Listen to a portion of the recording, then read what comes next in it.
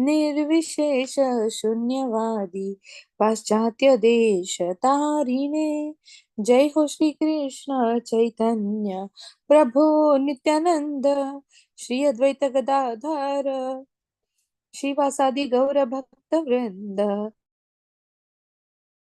हरे कृष्णा हरे कृष्णा कृष्णा कृष्णा हरे हरे, हरे रामा हरे रामा राम रामा हरे हरे. हरे कृष्णा. सर्वांना वाचनाला सुरुवात करण्याआधी प्रभू श्रीकृष्णांच्या चरणी नतमस्तक होऊया आणि त्यांचा आशीर्वाद घेऊया. श्री श्री राधा गोविंदांच्या चरणी नतमस्तक होऊया आणि त्यांचा आशीर्वाद घेऊया. श्रीला प्रभुपादांच्या चरणी नतमस्तक होऊया आणि त्यांचा आशीर्वाद घेऊया. नामनिष्ठ दास प्रभूजींना वंदन करूया. आणि माझ्या प्रेरणा पूजा माताजी, मनीषा माताजी आणि अन्वया माताजी यांना वंदन करून आज आपण आपल्या वाचनाची सुरुवात करूया. इस्कॉन श्री श्री राधा गोविंद टेम्पल मंगळुरू यांच्या श्रीमद भागवतम संक्षिप्त गोष्टी रूपात या पुस्तकाच्या मराठीमधील वाचनामध्ये तुम्हा सर्वांचं स्वागत आहे. तर मी उर्वरित वाचनाला सुरुवात करते आणि कोणाला वाचायची इच्छा असल्यास तुम्ही अनम्यूट होऊन सांगू शकता. हरे कृष्णा. श्रील प्रभुपाद की जय. समाधी अवस्थेत स्वयंभुव मनु ही प्रार्थना करीत असताना काही भुकेले राक्षस त्यांना खाण्यासाठी धावले. ते पाहताच यज्ञपती म्हणून अवतरलेल्या भगवंतांनी आपल्या पुत्रांसह जे यम म्हणून ओळखले जातात तेथे जात सर्व राक्षसांना ठार मारले. त्यानंतर यज्ञपतींनी इंद्रपद स्वीकारून स्वर्गलोकाचा कारभार हाती घेतला. पुढे अग्नीचा पुत्र स्वारोचिष हा दुसरा मनु बनला. तर यज्ञपतींचा पुत्र रोचनने इंद्रपद धारण केले.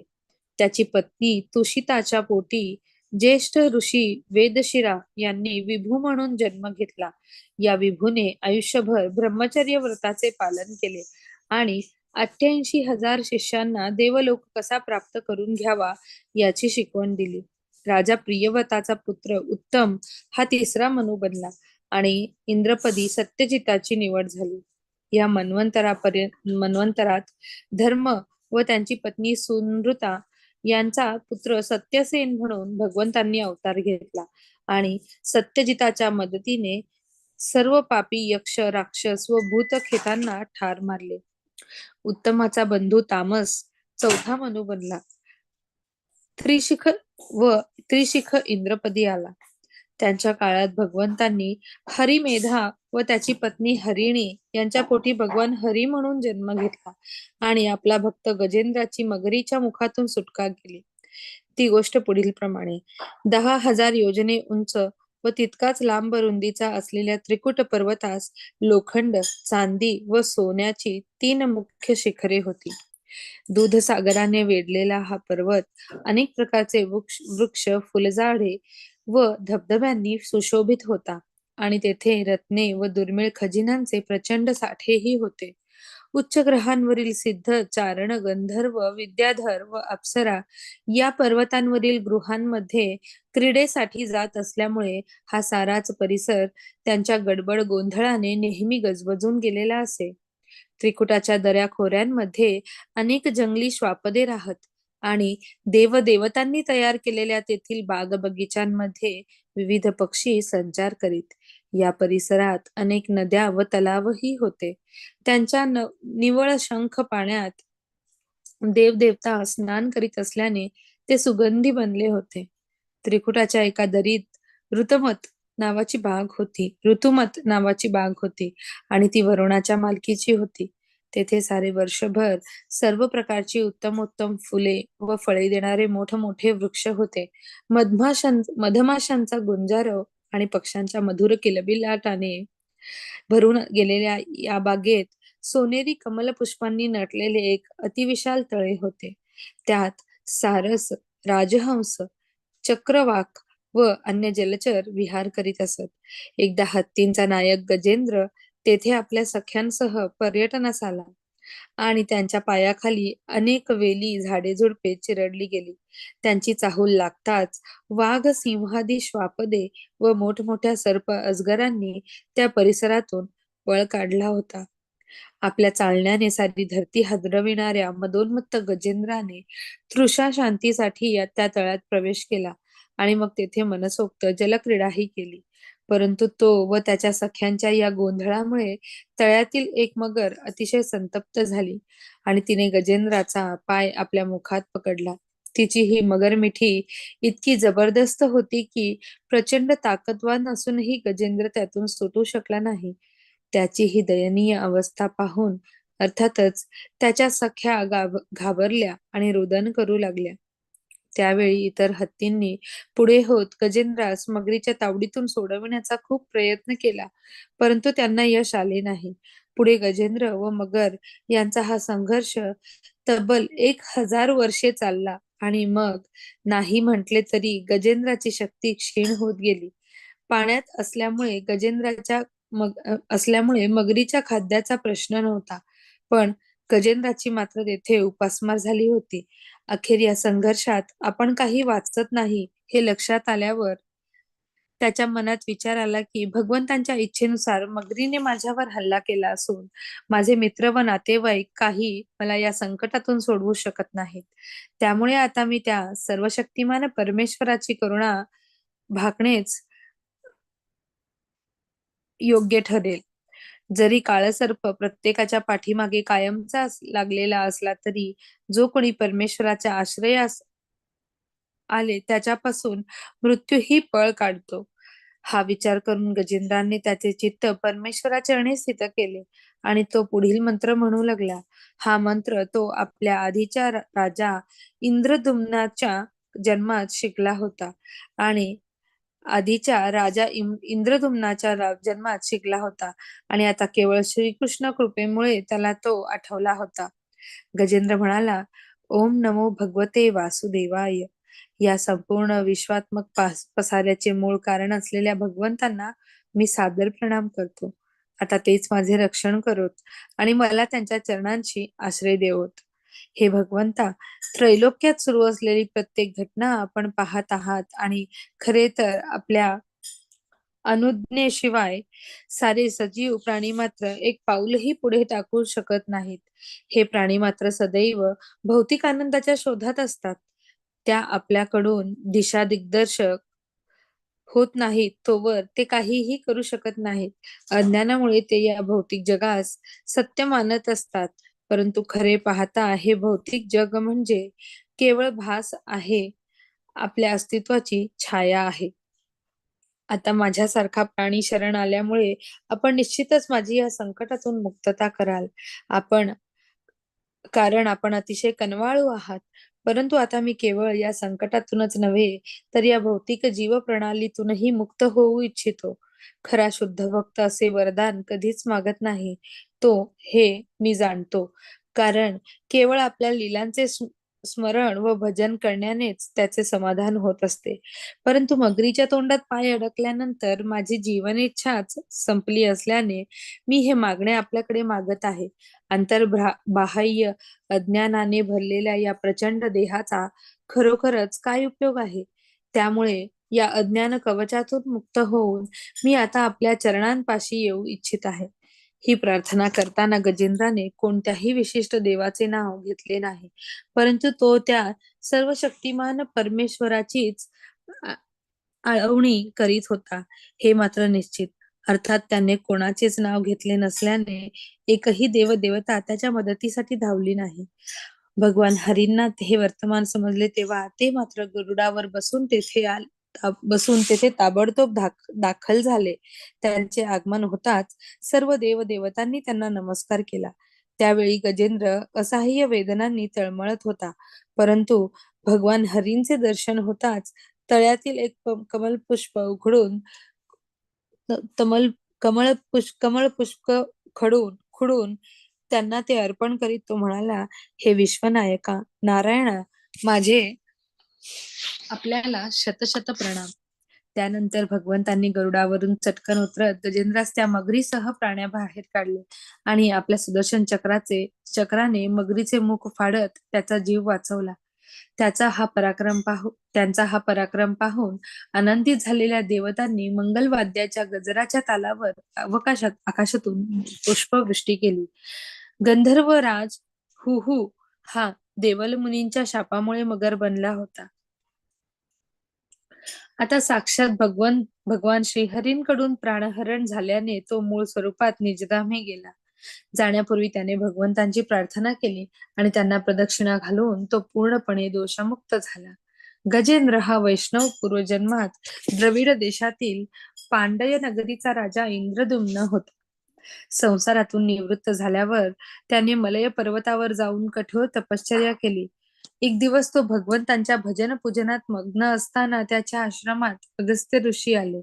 पण त्यांना पाहिल्यानंतरही इंद्रद्युम्न शांतच राहिला.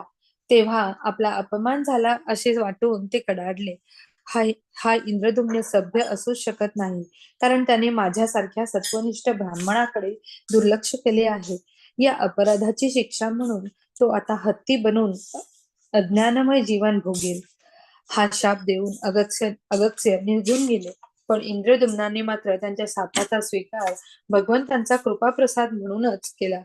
पुढे त्याला हत्तीचे रूप जरूर मिळाले, पण पूर्वजन्मातील भगवत भक्तीमुळे त्याला ईश्वराची प्रार्थना कशी करावी याचे विस्मरण मात्र कधी झाले नाही. आता भगवंतांचा दिव्य स्पर्श झाला असल्याने त्यालाही सारूप्य मुक्तीचा लाभ झाला. त्याचा निरोप घेत असताना भगवान हरी म्हणाले, पहाटे अंतराळातून उठल्यावर जे लोक तुझे चित्रकूट पर्वताच्या येथील रमणीय परिसराचे, दूध सागराने वेढलेल्या माझ्या श्वेतदीपाचे, माझ्या विविध अवयवांचे, तसेच श्रीवत्स, कौत्सुभ मणी, वैजयंती माळा, कौमुदकी गदा, सुदर्शन चक्र, पांचजन्य शंख या माझ्या अलंकार व शास्त्राचे आणि माझे वाहन गरुड आणि माता लक्ष्मीचे स्मरण करील, तो सर्व पापातून मुक्त होईल. माझ्या प्रिय भक्ता, पहाटे उठल्यावर जे लोक तू केलेली प्रार्थना म्हणतील त्यांना मी माझ्या आध्यात्मिक जगतात कायमचे स्थान देईल. एवढे बोलून भगवान हरींनी पांचजन्य शंख फुंकला आणि गजेंद्रासह ते निजधामी परतले. हरे कृष्ण. माताजी वाचू. हरे कृष्ण. तामसाचा बंधू रैवत हा 5वा मनू बनला आणि विभूची इंद्रपदी नियुक्ती झाली. यावेळी शुभ्र आणि त्याची पत्नी विकुंठा यांचा पुत्र म्हणून भगवान वैकुंठ जन्मास आले. त्यांनी भाग्य देवता माता लक्ष्मीस खुश करण्यासाठी तिच्या विनंतीनुसार वेगळ्या वैकुंठ लोकाची निर्मिती केली. चक्षुंचा पुत्र चाक्षुष हा 6वा मनू बनला आणि मंत्रद्रुम हा इंद्रपदी आला. त्यांच्या काळात भगवंतांनी वैराज व त्याची पत्नी देवसंभूती यांच्या पोटी अजित म्हणून जन्म घेतला. क्षीरसागराचे मंथन करून या अजितने देवदेवतांना अमृताची प्राप्ती करून दिली आणि कासवाच्या रूपात मंदार पर्वत आपल्या पाठीवर तोलला. सध्याचा 7वा मनू हा श्राद्धदेव असून तो सूर्यदेव विवस्वांचा पुत्र आहे. त्याला इक्ष्वाकू, नभग, धृष्ट, शर्याती, नरिशंत, दिष्ट, तरुष, वृषाद्र व वसुमान असे 10 पुत्र असून इंद्रपदी पुरंदर आला आहे. कश्यप, अत्री, वशिष्ठ, विश्वामित्र, गौतम, जमदग्नी व भारद्वाज हे सप्तर्षी असून या मन्वंतरात भगवंतांनी वामन अवतार घेतला आहे. विवस्वानने प्रथम विश्वकर्माच्या 2 कन्या संज्ञा व छाया यांच्याशी विवाह केला. नंतर तो वडवा नामक आणखीन एका मुलीशी विवाहबद्ध झाला. त्याला संज्ञाकडून यम, यमी व श्राद्धदेव ही संतती झाली, तर छायेकडून सावर्णी, तप्ती व शनैश्चर म्हणजे शनी ही संतती लाभली. वडवाने अश्विनी कुमारांना जन्म दिला. या पुढील काळात सावर्णी हा 8वा मनू होईल व बळी महाराज इंद्रपदी येतील. सध्या बळींचे वास्तव्य सुतलावर असून ते स्थान स्वर्गापेक्षाही अधिक सुंदर व वैभव संपन्न आहे. या मन्वंतरात गालव, दीप्तिमान, परशुराम, अश्वत्थामा, कृपाचार्य, ऋष्यशृंग व व्यासदेव हे सप्तर्षी असून सध्या ते आपापल्या आश्रमात वास्तवास आहेत. आता भगवान सार्वभौम हे देवगुह्य व त्याची पत्नी सरस्वती यांचा पुत्र म्हणून जन्मास येतील आणि पुरंदराचे इंद्रपद बळी महाराजांना बहाल करतील. वरुणाचा पुत्र दक्ष सावर्णी हा 9वा मनू होईल आणि आयुष्यमान व त्याची पत्नी अंबुधारा यांच्या पोटी ऋषभदेव म्हणून भगवंतांचा जन्म होईल. उपश्लोकाचा पुत्र ब्रह्म सावर्णी हा 10वा मनू होईल आणि तेव्हा भगवंत विश्वरष्टा व विसूचीच्या पोटी भगवान विश्वक्सेन म्हणून जन्म घेतील. धर्म सावर्णी हा 11वा मनू असेल आणि त्याच्या काळात आर्यक व वैद्रुता यांचा पुत्र म्हणून भगवान धर्मसेतू अवतरतील. रुद्र सावर्णी हा 12वा मनू राहील. त्याच्या काळात भगवान स्वधामा हे सत्यसहा व सुनृताचे पुत्र म्हणून प्रकटतील. देवसावर्णी हे 13वे मनू असतील. त्यांच्या काळात भगवंत देवहोत्र व बृहतीचे पुत्र योगेश्वर म्हणून जन्मतील.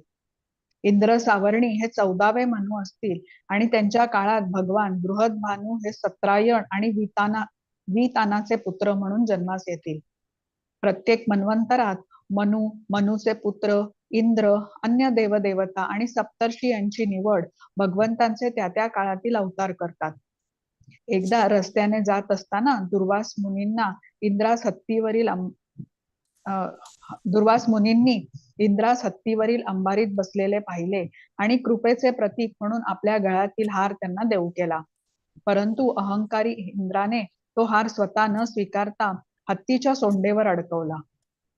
अर्थात हत्ती हा केवळ अज्ञ प्राणी असल्याने त्याने तो खाली फेकला आणि पायाखाली चिरडून टाकला.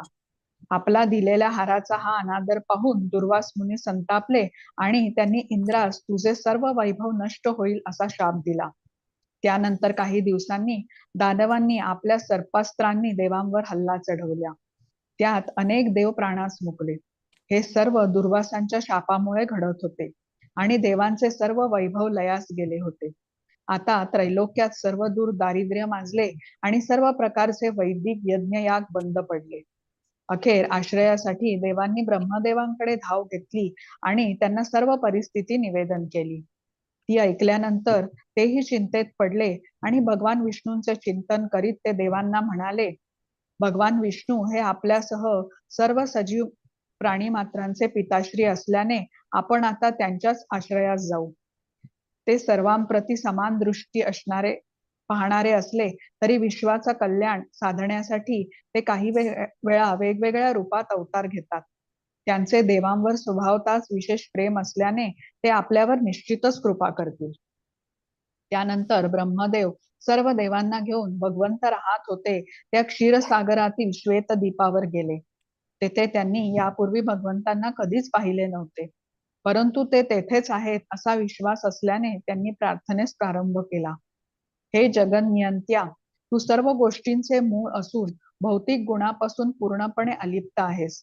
तू सर्वांचा स्वामी असल्याने आम्ही तुला सादर वंदन करतो.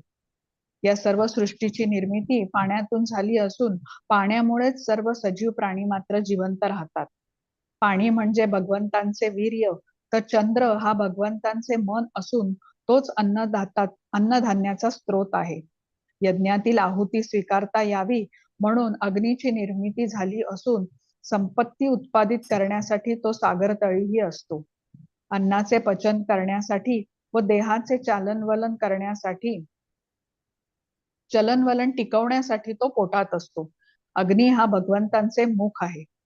सूर्यदेव हा मुक्तीचे द्वार असून प्रत्येकाच्या दृष्टीचा स्रोत आहे. तो भगवंतांचा नेत्र असून सर्व सजीव प्राणी मात्रांना त्यांची दैहिक शक्ती हवेपासून मिळते.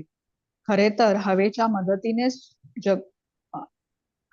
ते हवेच्या मदतीनेच जगत असतात आणि ही अतिशय महत्वाची अशी शक्ती भगवंत निर्माण करीत असतात.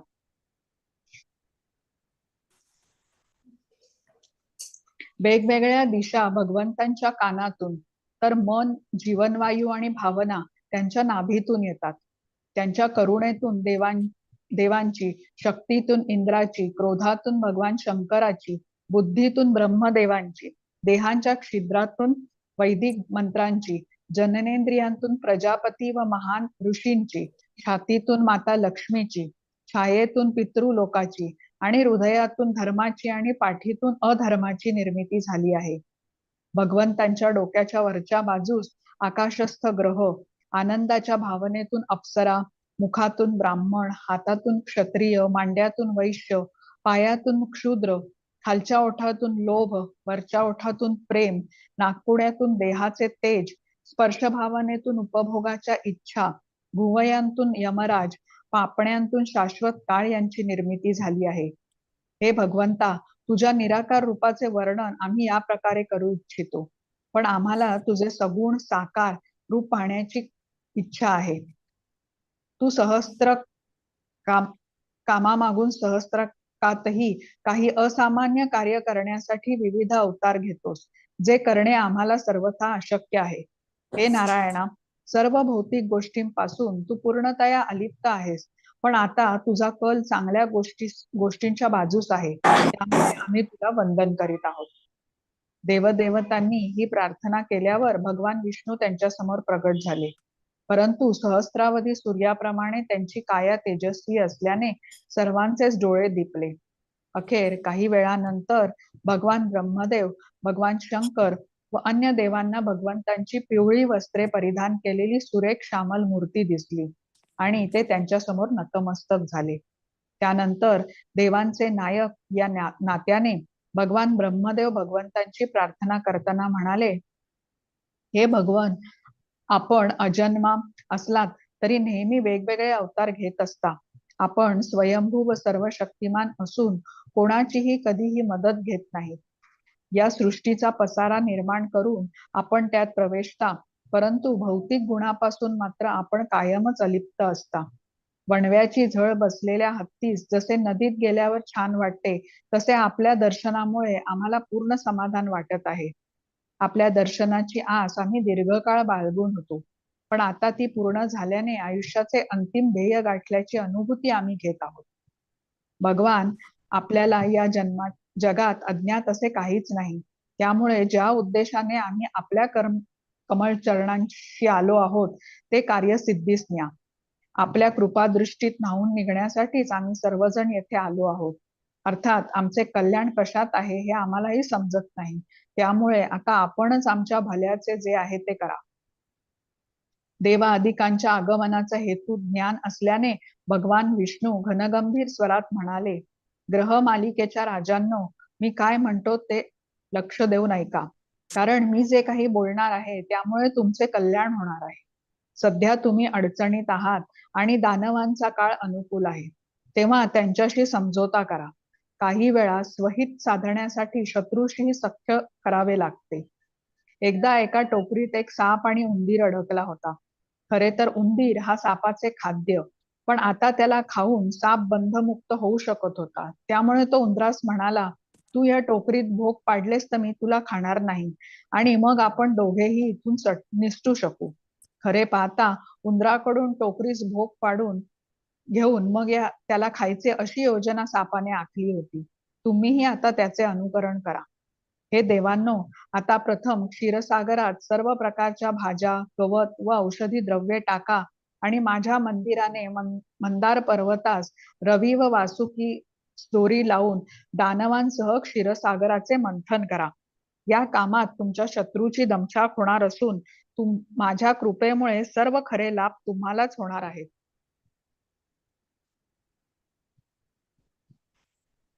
अर्थात हे सर्व काम अतिशय शांत चित्ताने व चिकाटीने पूर्णत्वास गेले पाहिजे. काही कारणामुळे तुम्ही रागवलात तर मात्र तुमचा उद्देश साध्य होणार नाही. त्यामुळे हे काम करताना दानव जे काही मागतील ते त्यांना विनतक्रार देऊन टाका. सागर मंथन करताना प्रथम कालकूट विष बाहेर पडेल, परंतु त्यामुळे तुम्ही घाबरू नका. तसेच अन्य चांगल्या गोष्टी बाहेर पडतील तेव्हा आनंदूनही जाऊ नका. आपला नेमका उद्देश काय हे ध्यानात ठेवून विवेकाने वागा. या सूचना देऊन भगवान विष्णू अकस्मात अंतर्धान पावले. मग भगवान शिवशंकर व ब्रह्मदेव निजधामी परतत असताना इंद्र अन्य देवदेवतांसह बळी महाराजांच्या निवासस्थानी गेला.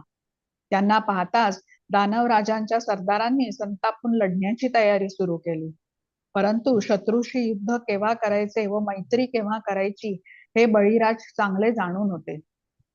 त्यांनी आपल्या सरदारांना आवरले व इंद्राला शेजारी बसवून घेत त्याच्या आगमनाचा हेतू विचारला. इंद्राने अतिशय सौम्य भाषेत सागर मंथनाची कल्पना समजावून सांगितली तेव्हा त्यांनी ती लगेच उचलून धरली आणि अमृत प्राप्तीसाठी हा संयुक्त प्रकल्प राबवण्याची तयारी लगोलग सुरू केली.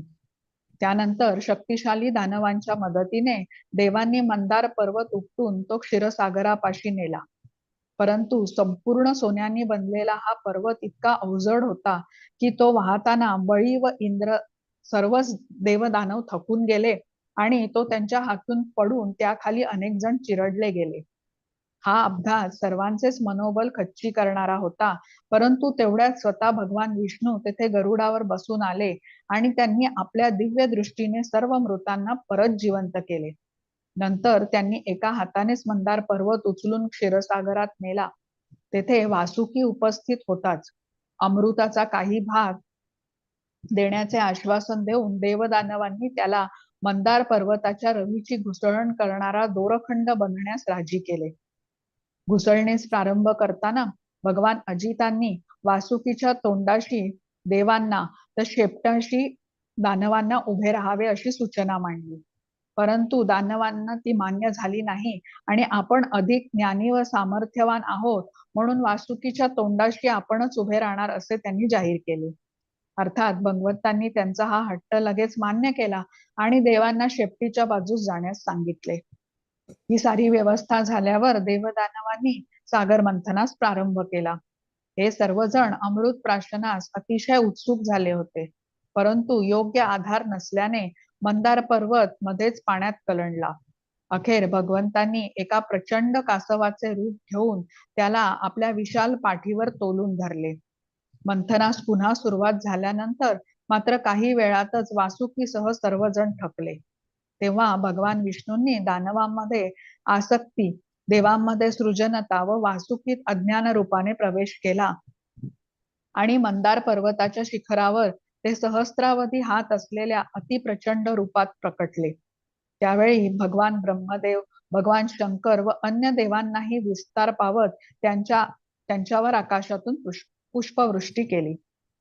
आता भगवंताकडून असे विविध प्रकारे प्रोत्साहन लाभल्याने देवदानवांचा उत्साह वाढला आणि त्यांनी जोरजोरात समुद्र घुसळण्यास सुरुवात केली.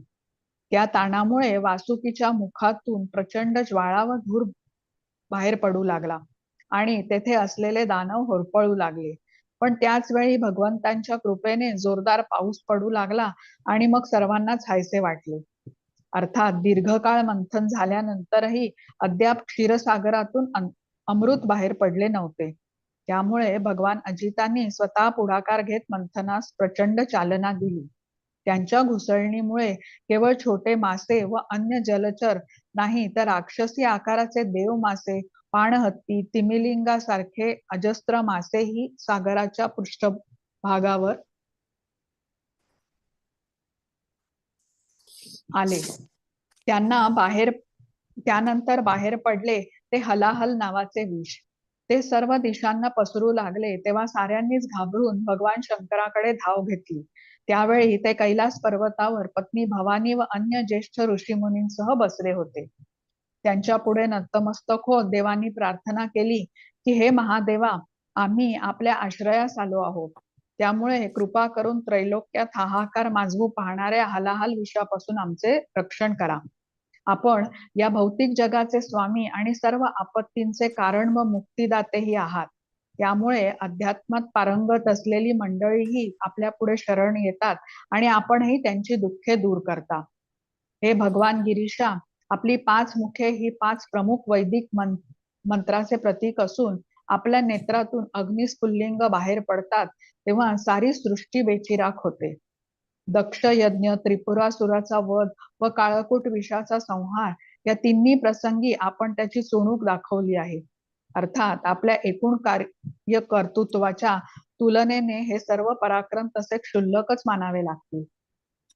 हे सर्व देव या प्रकारे भगवान शंकराची आळवणी करीत असताना भगवान विष्णूही तेथे उपस्थित होते. परंतु हलाहल विष शंकरांनीच पिऊन टाकावे अशी इच्छा असल्याने ते शांत होते. भगवान विष्णू हे भौतिक घडामोडींपासून नेहमीच अलिप्त असतात आणि ते या सर्व घडामोडी भगवान शंकराकडूनच करवून घेतात. देवांची प्रार्थना ऐकल्यावर भगवान शंकर माता भवानीस उद्देशून म्हणाले, क्षीरसागरातून बाहेर पडलेल्या हलाहल विषामुळे समस्त प्राणीजात कशी संकटात पडली आहे ते पहा. आता या सर्वांचे रक्षण करणे हे माझे कर्तव्य आहे, कारण आपल्यावर अवलंबून असलेल्यांना संकटमुक्त करणे ही प्रत्येक धन्याची जबाबदारी असते आणि ती तो योग्य प्रकारे पार पाडतो तेव्हा जगन्नियंताही प्रसन्न होत असतो. तेव्हा हे विष प्राशन करण्याची परवानगी मला दे. आपल्या पतीची क्षमता भवानीस पूर्णपणे ज्ञात होती, त्यामुळे तिने भगवान शंकराची विनंती तात्काळ मान्य केली. ती मिळाल्यावर त्याने सारे हलाहल विष क्षणात पिऊन टाकले, पण त्या विषामुळे त्यांचा कंठ मात्र निळा झाला. त्यांचा हा पराक्रम पाहून भगवान विष्णू व सर्व देवदेवतांनी त्यांची खूप प्रशंसा केली. हलाहल प्राशन करीत असताना शंकराच्या हातून त्याचा काही भाग भूमीवर सांडला होता. तो चाटल्याने साप, विंचू आदी जनावरे व काही वनस्पती विषारी बनल्या. त्यानंतर देवदानव पुन्हा उत्साहाने सागर मंथनास लागले. आता सागरातून सुरभी गाय प्रगट झाली, पण ती ज्येष्ठ ऋषीमुनींकडे सुपूर्त करण्यात आली. आता यज्ञात आहुती देण्यासाठी त्यांना लागणाऱ्या दुधातुपाची सोय झाली होती. सुरभी पाठोपाठ चंद्राप्रमाणे पांढरा शुभ्र असलेला उच्चैश्रवा अश्व सागरातून बाहेर आला. तो बळी महाराजांनी मागितला तेव्हा इंद्राने त्यांची विनंती लगेच मान्य केली. भगवान विष्णूंनी तसा सल्ला त्याला पूर्वीच दिला होता. नंतर चार सुळे असलेला एक प्रचंड पांढरा हत्ती ऐरावताच्या रूपाने आला आणि अष्टदिग्गज यांची निर्मिती झाली. त्याचा ताबा इंद्राने घेतला. आता सागर मंथनातून कौस्तुभमणी व पद्मराग मणी हे दोन्ही बहुमूल रत्ने बाहेर आली. ती भगवान विष्णूंनी आपल्या गळ्यातील हारात धारण केली. मग सर्व इच्छा पूर्ती करणारा पारिजात वृक्ष व उत्तमोत्तम वस्त्र प्रावरणे धारण केलेल्या सुंदर अप्सरा आल्या आणि मग त्यांना पाहून साऱ्यांचेच देहभान हरपले. नंतर भाग्य देवता रमा बाहेर आली. तेव्हा तिच्या सौंदर्य व तेजाची भुरळ देवदानवांसह मनुष्य प्राण्यांनाही पडली. ही माता लक्ष्मी संपत्ती, सौंदर्य व प्रतिष्ठेची दात्री असल्याने आजही तिच्याकडे सर्वच जण आकर्षित होत असतात. ती बाहेर आल्यावर इंद्राने लगेच तिला बसण्यासाठी योग्य असे सिंहासन आणले.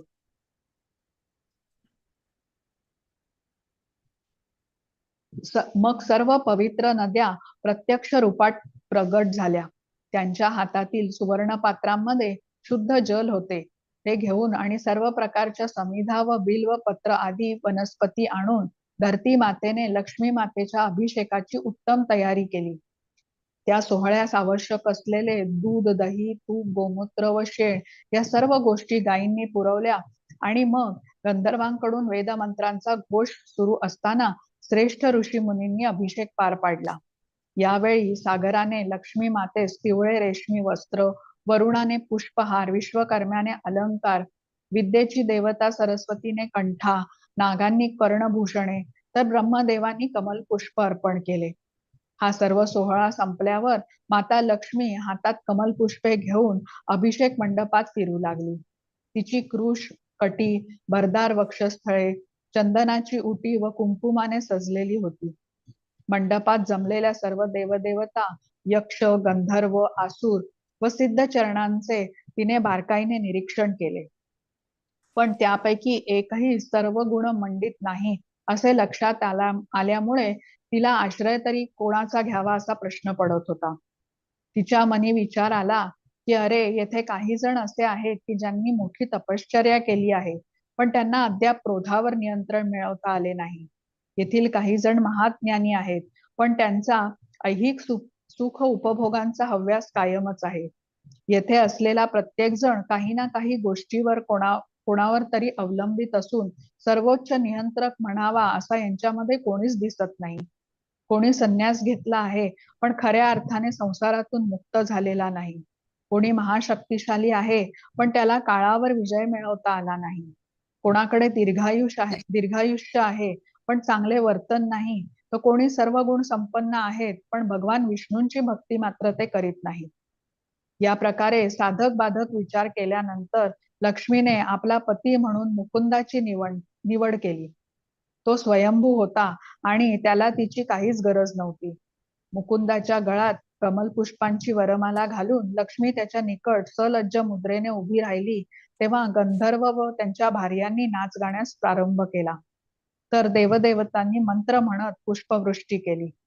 माता लक्ष्मीची कृपादृष्टी पडल्यामुळे आता त्या सर्वांना सर्व प्रकारची दैवी गुणसंपदा प्राप्त झाली होती.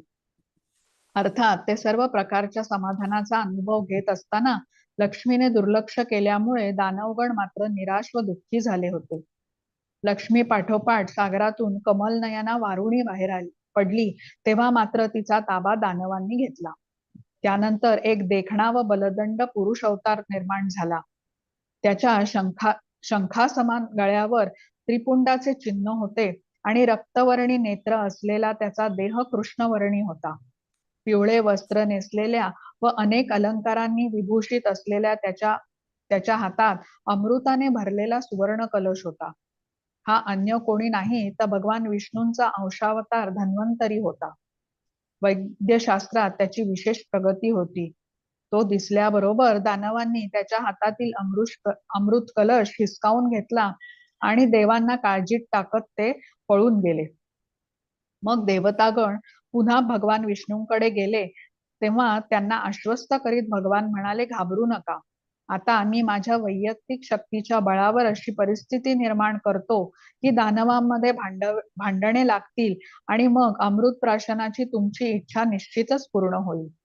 त्यानंतर दानवांमध्ये अमृतासाठी भांडणे सुरू झाली आणि प्रत्येक जण मीच प्रथम अमृत पिणार असे म्हणत थट्टास पेटला. त्यांचे हे भांडण सुरू असताना मोहिनी मूर्ती नामक एका अतिशय सुंदर युवतीचे रूप घेऊन भगवान विष्णू तेथे दाखल झाले. या मोहिनीचा देह उत्फुल्ल कृष्ण कमळाप्रमाणे आकर्षक होता. आपली पुष्ट वक्षस्थळे हलवीत व डोळ्यांची मजेदार हालचाल करीत ती आली आणि तेथील सारे वातावरण एका अनामिक मादक सुगंधाने भरून गेले.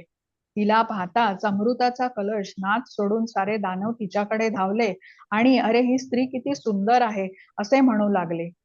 त्यांच्या प्रत्येकाच्या मनात आता तिच्या प्राप्तीची इच्छा निर्माण झाली होती. त्यामुळे ते तिला म्हणाले, हे सुंदरी, तुझे नेत्र एखाद्या कमलपुष्पाप्रमाणे आहेत. तू कोण आहेस आणि येथे कशासाठी आली आहेस? तुला पाहिल्यापासून आम्ही वेडे झालो असून आमच्या इच्छापूर्तीसाठी तुला भगवंतांनी तर इथे पाठवले नाही ना. आम्ही सर्वजण एका कुटुंबातील असून या अमृतामुळे आमच्यात कलह माजला आहे. हे कृशकटिके, आता तूच या वादात लक्ष घाल आणि तुला योग्य वाटेल त्या पद्धतीने आम्हाला अमृत वाट अशी आमची विनंती आहे. दानवांचे हे बोलणे ऐकल्यावर त्या सुंदर स्त्रीच्या रूपातील भगवान विष्णू मंद स्मित करत म्हणाले, हे कश्यप पुत्रांनो, मी केवळ एक गणिका असून तुम्ही माझ्यावर एवढा विश्वास कसा काय टाकला? ज्ञानी माणसे कधीही स्त्रीवर आणि विशेषतः माझ्यासारख्या गणिकेवर विश्वास ठेवत नाहीत. हे राक्षसांनो, ज्याप्रमाणे कुत्री व माकडे स्वैर लैंगिक संबंध ठेवतात आणि त्यासाठी रोज नवे मित्र शोधतात, त्याप्रमाणे स्वतंत्र राहणाऱ्या माझ्यासारख्या स्त्रियाही सतत नव्या सहचराच्या शोधात असतात. अशा स्त्रियांबरोबरची मैत्री कधीही टिकाऊ स्वरूपाची नसते. मोहिनी मूर्ती हे सर्व अतिशय गंभीरपणे बोलत होती, परंतु तिच्या सौंदर्याने वेडे झालेले दानव मात्र त्याच्याकडे थट्टा म्हणूनच पाहत होते. त्यामुळे त्यांनी अमृत कलश तिच्याकडे सुपूर्त केला. तो ताब्यात येताच मोहिनी म्हणाली, मी जे काही करेन मग ते प्रामाणिकपणाचेच असो वा खोटेपणाचे, ते तुम्हाला मान्य असेल तर हे अमृत तुमच्यामध्ये वाटण्याची जबाबदारी मी घेण्यास तयार आहे. त्यावर दानवांच्या नेत्यांनी तू जे काही करशील ते आम्हाला मान्य आहे असे सांगून गलका सुरू केला. नंतर देव व दानव गणांनी स्नान व उपवास करून यज्ञात आहुती दिल्या आणि ब्राह्मणांना दानधर्म करून व उंची वस्त्रे अलंकार परिधान करून ते कुशदर्भावर पूर्वेकडे तोंड करून बसले. यज्ञ मंडपाच्या सुशोभित आवारात सर्वजण आसनस्थ झाल्यावर अतिशय आकर्षक अशी साडी नेसून मोहिनी मूर्ती तेथे आली. तिच्या हातात पाण्याने भरलेला एक घट होता. सर्वांकडे प्रेम कटाक्ष टाकत ती पृथुल नितंबिनी दानवांमधून हळूहळू चालू लागली तेव्हा सारेच जण तिच्या सौंदर्याने मुग्ध झाले होते. चालत असताना आपले पुष्ट अवयव सर्वांना कळत नकळत दिसावे म्हणून मोहिनीने आपला पदर मुद्दामूनच मोकळा सोडला होता. सर्व उपस्थितांना पाहून झाल्यावर तिने सर्व देवता व दानवांना वेगवेगळे केले आणि त्यांच्या दर्जानुसार बसवले आणि अमृत कलश घेऊन ती प्रथम दानवांकडे वळत ती म्हणाली, देव फार हावरट असून अमृताचा लाभ प्रथम स्वतःलाच मिळावा अशी त्यांची इच्छा आहे. तुम्ही सर्वजण महान आहात त्यामुळे त्यांना अमृत देईपर्यंत तुम्ही काही वेळ थांबू शकता. मोहिनी मूर्तीचे हे आर्जवी मधुर स्वर ऐकून दानवांचे समाधान झाले आणि ती संधी साधत मोहिनीने सर्व अमृत देवांना वाटून टाकले. तिची ही धूर्त खेळी दानव पाहत होते, परंतु ते तिच्या सौंदर्याने इतके वेडे झाले होते की त्यांना तिला साधा विरोधही केला नाही. परंतु सूर्यचंद्रांना ग्रहण लावणाऱ्या राहू नामक असुराच्या लक्षात मात्र हा सारा प्रकार आला होता. तो देवांचे रूप घेऊन त्यांच्या रांगेत शिरला आणि मग साहजिकच त्यालाही अमृताचा लाभ झाला.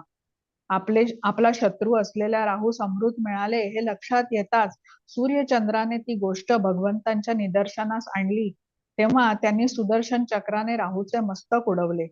परंतु अमृताचा स्पर्श झाल्यामुळे ते अमर झाले असून तेव्हापासून अंतराळात एक ग्रह म्हणून फिरत आहे.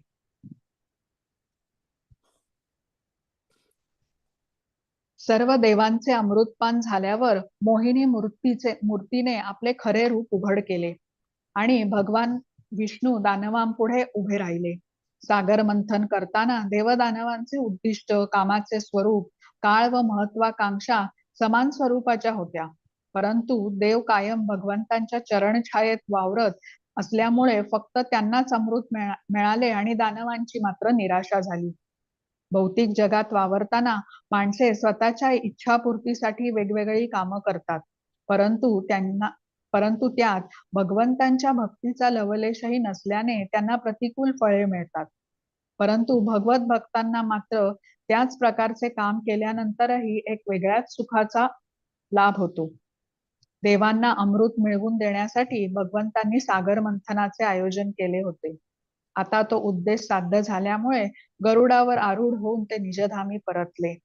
ते पाहताच दानवांच्या रागास सीमा राहिली नाही आणि त्यांनी आपली शस्त्रे उगारून देवगणांवर प्रखर हल्ला चढवला. अर्थात आता अमृत प्राशन केल्यामुळे देवांना थकावटीचेच काय पण मृत्यूचेही भय उरले नव्हते. त्यामुळे त्यांनी जोरदार प्रतिकार केला. दोन्ही बाजूचे वीर शंख, तुतार्या, पडगम निनादात उंट, हत्ती, घोडे, गाढव, माकडे, वाघ, सिंह, बैल, बोकड, उंदीर, ससे, हरिणे रथांवर बसून परस्परासमोर आले आणि मग या प्राण्यांचे ओरडणे व शस्त्रास्त्रांचा खणखणाट यामुळे सारी रणभूमी कोंदून गेली.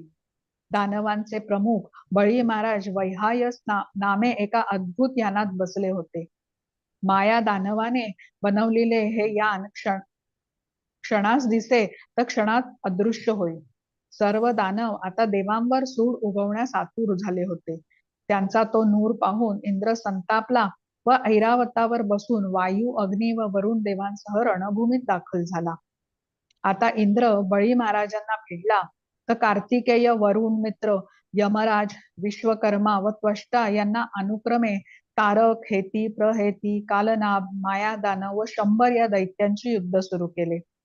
अपराजित अश्विनी कुमार, सूर्यदेव, चंद्र आणि भद्रकाली यांनी अनुक्रमे नामोची, वृषपर्वा, बळी महाराजांचे 100 पुत्र राहू आणि शुंभ व निशुंभावर हल्ला चढवला. भगवान शंकर जंभ दैत्याशी तर विभावसू महिषासुराशी लढू लागले. ब्रह्माजीच्या पुत्रांनी इलवल आणि वातापी यांच्याशी युद्ध केले. कामदेवाने दुर्मशा बरोबर तर शनैश्चरांनी नरकासूर आणि बृहस्पतीने शुक्राचार्यांशी युद्ध केले. मरुदगण निवात कवचांशी, वसुगण कालकेयांशी, विश्वदेवगण पुलोमा समवेत आणि रुद्रगण क्रोधश्वांशी युद्धात गुंतले होते. या महाभयंकर युद्धात प्रचंड प्राणहानी झाली. आणि रणभूमीवर धडा वेगळी मस्तके व शिरस्त्राणे आणि शस्त्रास्त्रांचे तुकडे व तुटलेल्या हातापायांचा खच पडला. हत्ती, घोडे, रथ, सारथी इत्यादींच्या चिंधड्या उडालेल्या होत्या. बळी महाराजांनी इंद्रावर एकाच वेळी 10 बाण सोडले, पण त्याने ते हसत हसत निष्प्रभ ठरवले. मग त्यांनी लखलखीत शक्ती अस्त्र उचलले, पण ते फेकले जाण्यापूर्वीच इंद्राने त्याचे तुकडे केले. अखेर सर्व अस्त्र निकामी ठरल्यावर बळी अदृश्य झाले आणि त्यांनी मायावी युद्धास प्रारंभ केला. आता दैव सैन्याच्या डोक्यावर अचानकपणे एक प्रचंड पर्वत आला आणि त्यावरून आग ओकणारे वृक्ष, अणकुचीदार दगडधोंडे, साप, विंचू, वाघ, सिंह व मोठे मोठे हत्ती दैव सैन्यावर कोसळू लागले. त्याखाली असंख्य जण चिरडले गेले आणि हे संकट कमी म्हणून की काय, की हातात त्रिशूळ घेतलेले हजारो विवस्त्र राक्षस व राक्षसींचे सैन्य तेथे दाखल झाले आणि हाणा मारा, देवांचे तुकडे करा असे भीषण स्वरूपात ओरडू लागले. नंतर बळी महाराजांनी प्रचंड आग निर्माण केली. सोसाट्याच्या वाऱ्यांच्या मदतीने ती देवसैन्यात सर्वत्र पसरवली. त्या पाठोपाठ समुद्राच्या अजस्त्र लाटा या सैन्यावर कोसळू लागला आणि सारे देव हवालदिल झाले. या आपण इथे थांबूया माताजी आणि हो, उर्वरित हरे अध्याय. कृष्ण. हरे कृष्ण. मी प्रार्थना म्हणते आणि मग आपण थांबूया. वाञ्छाकल्पतरुभ्यश्च कृपा सिन्धु एव च पतितानां